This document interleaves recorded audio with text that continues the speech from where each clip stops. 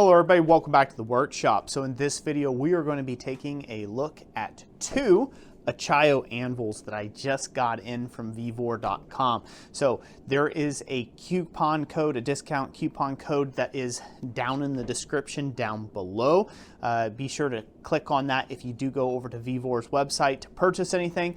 I do not get any commissions or anything from that, but you do get a discount if you purchase through their website on some of their Achaio anvils. So Vevor reached out to me. This is part of the full disclosure portion. They reached out to me and wanted to know if I could review some of their anvils, and I said, sure, yes, let's do that. Originally, they wanted to do an affiliate program with discount codes, but I decided I just want to take and do the discount codes for you all if you decide that they're good enough as far as to start working with them and, review some of their products. I have reviewed multiple of these Achaio anvils in the past, and I encourage you to watch my entire anvil comparison playlist series. I will link that up right in the description down below, along with the coupon codes that you can get with Vevor. And I will also link up some affiliate codes for over at Amazon if you do decide to go through the Amazon route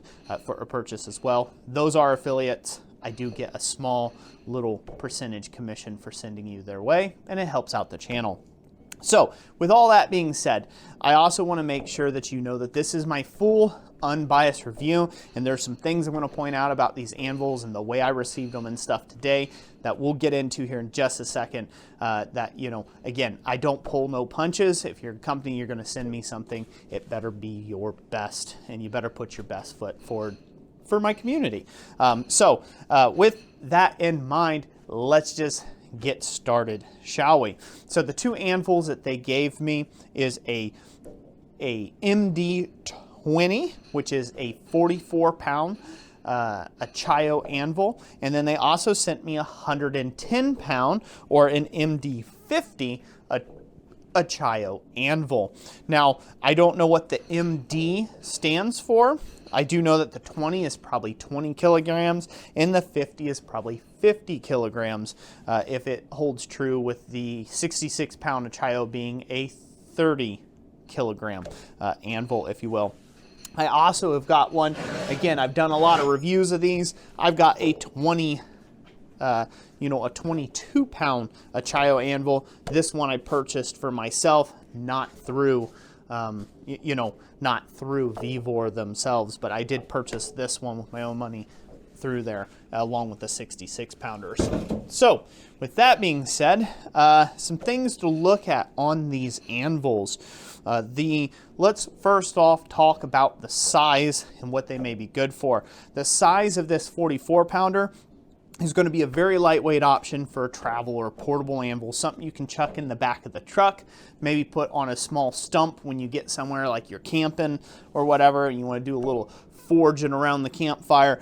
This anvil would be good for that or otherwise smaller work. Much like the 22-pound Achaio anvil, this anvil is going to be good for jewelry, bracelets, smaller hooks and things of that nature. It's going to be a good setup for that, as it doesn't have a lot of mass for handling bar stock up, say inch or whatever. You won't really want to be hammering on heavy duty stuff on this. I would say probably 5/8 inch material would be this thing's limit, assuming a 3-pound hammer. That would be my guess on this. I would probably go with a 2-pound hammer on something like this, to be honest with you. So this is a cast steel anvil, and it is nicely machined on the top. The 44-pound anvil here, however, did have a defect. So let's talk about that for a second. The defect that this anvil had is it had Bondo in the base, and that Bondo in the base was covering up a sprue hole where they had a sprue that come down to actually that they pour this, and it's a little bit of a divot down into it. I did chisel all that off, and that's what it ended up revealing. These cheap anvils that you find on Amazon and elsewhere, and all the various places like that, these Achaios, they do have quite the range of quality. Some of them have great quality and they look like a perfect casting. Other ones have casting defects that have been very clearly fixed or doctored up with a bit of Bondo. So that's what I found in this particular anvil in the 44 pounder. You know, again, it had some Bondo in it, so that is what it is. So that's kind of the defects you're looking at with that 44 pounder that I was sent by Vevor through their website. Now, they do have a rights reserved mark on the tail section of the horn. It looks like somebody just took a rubber stamp, and stamped on their name there for Vevor. So this is probably coming from the same factories and manufacturers as any of the other ones are from. It just depends on what run you get, if you will. So the hardy hole size, let's delve into the size of the hardy holes on this. The size of the hardy hole was 7/8 inch in diameter, and the Pritchell hole size was 3/4 inch in diameter, and so that's what you're working with for the hardy holes. Also, similarly, the 110 pound Achaio anvil from Vevor came with a 7/8 inch hardy hole again, or right about there, right about 7/8 of an inch, and it also has a 3/4 inch round Pritchell hole in the horn. Both of them suffer from the same defect that all of these Achaio anvils have, which is that the step that they put the hole through the horn of the anvil and not up on the face of the anvil. So there's a step down right there, which makes it fairly unhandy to use. So you will have to end up building it up like I did for this 22 pound anvil. I ended up building this up with weld and then, you know, just re-drilling it right there to make that nice and flush with the surface. I do have a video of me doing that. I will link that up as well if you want to check out that video. So that's a problem. I've heard a lot of comments saying, well, those aren't actually supposed to be used as real holes. They're meant to be able to reach and ratchet down and bolt the thing to the base. That is just incorrect information. These holes are meant to be a Hardy and a Pritchell hole. It's just the way that they cast these. This is the way they had the mold. And it just so happens it's easier to make that go all the way through the base so you can knock out you know, the mold parts that held up. So that's the secret with their alignment. They didn't decide to make those in order for those to be mounting places to anchor it to the ground. If that would be true, the other, like the smaller holes, the smaller anvils would have much larger holes and smaller holes in the base. That's not so. So again, it's just sized appropriately and differently depending on what you know, what anvil you have. It's just a matter of scaling. The next thing to address and talk about is the horn. This has a squat horn. This is not both the 44 pound and the 22 and this 110 pound anvil that I have received both have a squat horn to them. So it's not a perfectly conical horn. It's not a round horn.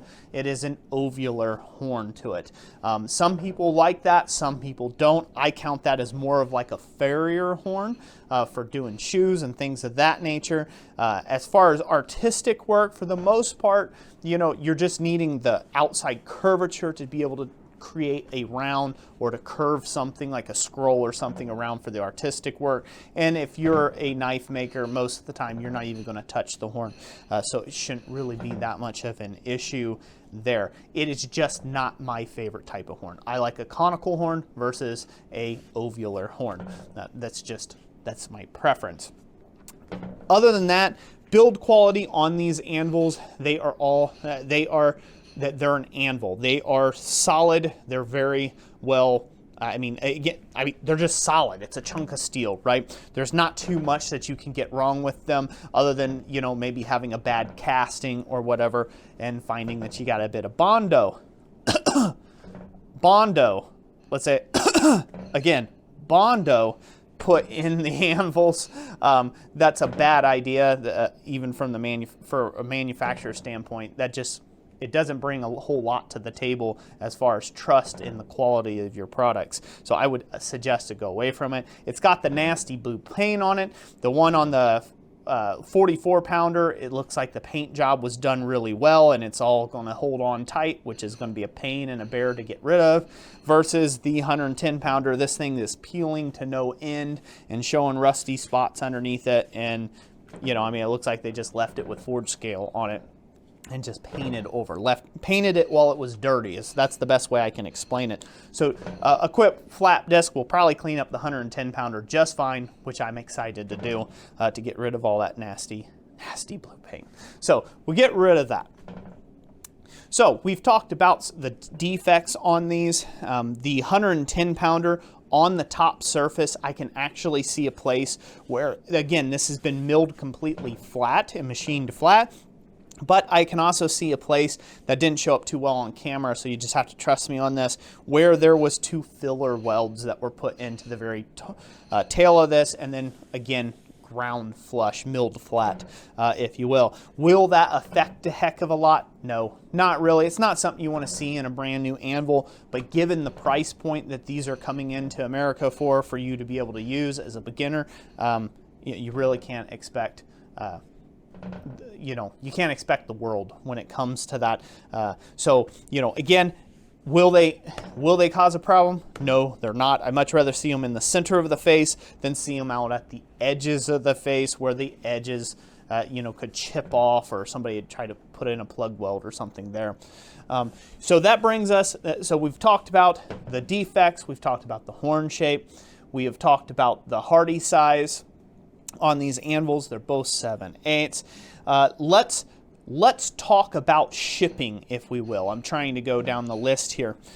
Let's talk about shipping. The way I received these anvils were, in my opinion, were completely unacceptable for shipment. The 44-pound anvil was shipped in a cardboard box with a skiff of brown paper. Let me grab the brown paper and I'll show you what I mean. I took pictures, so hopefully I will be able to upload those from my phone. It's this kind of brown paper, and there was about maybe 2 lengths tore off, and that inside of a box was how that 44-pound anvil arrived to me. Of course, the box was just blown out the sides, and I'm surprised the anvil actually stayed in the box. So yeah, that's not enough shipping material to ship an anvil. So I would hope Vevor would do better in the future with that, and whoever's in their shipping department and is doing that needs to be severely reprimanded or fired, because that's going to be lost packages down the road for Vevor, and it's going to cause them a headache. Again, this is nothing in a box in order to ship this to you. And again, if I'm receiving this as a reviewer online with that little care put into the shipping, imagine what it would be like for somebody who doesn't have an audience. So again, beware of that. Vevor, you should do better when it comes to the shipping, especially on this 44-pounder. That's my opinion. So there you have it. Next order of business, this 110-pounder. I don't know if, again, this might have been because it was stuffed in a box with just a little bit of brown wrap paper and it came out of the box. I don't know. But I actually received this anvil not in a box, and the FedEx driver kicked it off the back of his truck. So I actually found this out in my driveway when it was delivered. So, you know, you guessed it, FedEx sucks. I've never had a good experience with FedEx, which is sad. I would not recommend anybody go through FedEx to ship anything, because yeah, it just terrible sitting out in dead center of my driveway. Like, they didn't even make an attempt to get back to my house, and my driveway's plowed in the whole bit, so they didn't even make an attempt. They just chucked it off the back, and there you have it. So it did have the label strapped to it, and you know, with a zip tie. I'm assuming that came from FedEx. My guess is this was probably in a box or maybe a crate, and it came tumbling out via poor packaging, and therefore I received it, luckily, by the grace of God, I received it as a whole anvil.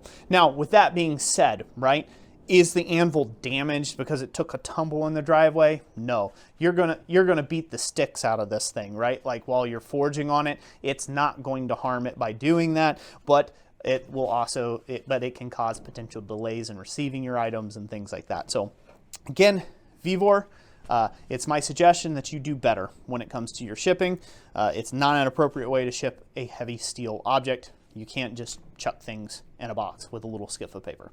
All right, enough ranting on about that. I'm sure I'm not making Vevor very happy right now, but hey, you sent it to me and you want an honest review. Here it is. So let's finish up this video, shall we? Let's finish it up strong. Thank you first off for watching all the way to the end if you did and heard this out. You know, let's talk about Vevor itself as a brand and as a company. This is my first introduction to Vevor as a company. Again, they reached out to me. They wanted to take and, you know, send me some anvils to take and review. And I had some projects in mind. And I've got some other comparison testing on these anvils that I will want to do in the future. And I will also go ahead and start popping up right now the hardness of the face of each one of these anvils. If you will, I forgot to mention hardness. I forgot to test it before I started this little video up, but I will go ahead and put that up right now. But yeah, Vevor reached out to me. They wanted to have me, you know, show these anvils, put them out. You'll see these anvils in other videos as well, and I will give proper accreditation back where credit's due to Vevor in the future when I'm actually using these anvils in future projects that'll be coming up. So thank you to Vevor for sending these out. Again, like I said, if they could fix up some of the stuff that if they could fix some of the things in the way that my experience has gone just receiving these here as in these review units, they will be sure a great company to take and recommend. Again, in the description down below, I will have a discount coupon if you do want to purchase this anvil or the other anvil or any anvil or tools or whatever that you want to review that I have reviewed. If you want to go purchase those over at their website and get a discount, you know, that would be a good thing. So without me waffling on for any more than what is necessary on this, thank you all for watching this video. I really hope you enjoyed it. If you did, hit the like and the subscribe and all that other jazz. Comment down below. I would love to hear your comments on if you have already purchased one of these anvils or if you've worked with Vevor in the past as far as you've bought something from them. Comment your experience down in the comment section down below. Would love to hear from you. That way people can make an expert buying choice on, you know, what's best for them. Bottom line, are they a good anvil? Yes. Are they a good anvil for a beginner? Yes. Just got to dress it up a little bit and make it suit yourself. And I think this anvil will last you many, many, many years until you're ready to move on to the big dog anvils or the really, you know, the really fancy pants anvils out there. So that's it for today. Thank you all so much for watching. Thank you to all the channel members who make this content possible. God bless each and every last one of you, and we'll catch you on the next one.